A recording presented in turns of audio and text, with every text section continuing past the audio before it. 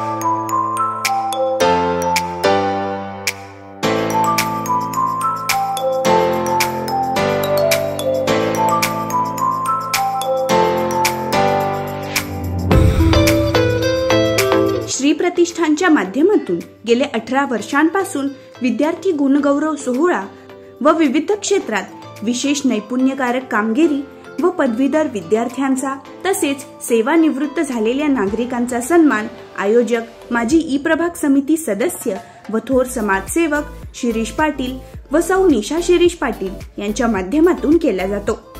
जनतेच्या हितासाठी अहोरात्र झटणारे एक थोर व्यक्तिमत्व म्हणजे शिरीष पाटील। लहानांपासून ते थोरांपर्यंत सर्वसामान्य जनतेच्या हितासाठी ते नेहमीच तत्पर असतात।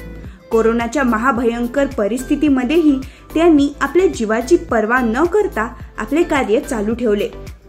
निस्वार्थ भावनेने काम करणारे असे महान व्यक्तिमत्व आमचे नगरसेवक म्हणून विराजमान व्हावे अशी 39, 40 व 41 प्रभागामधील नागरिकांनी आपली इच्छा व्यक्त केली।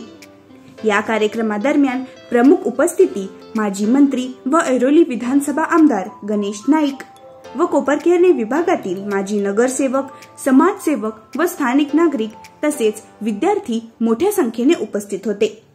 यावेळी आमदार गणेश नाईक यांच्या हस्ते सन्मान मूर्तींचा सन्मान करण्यात आला।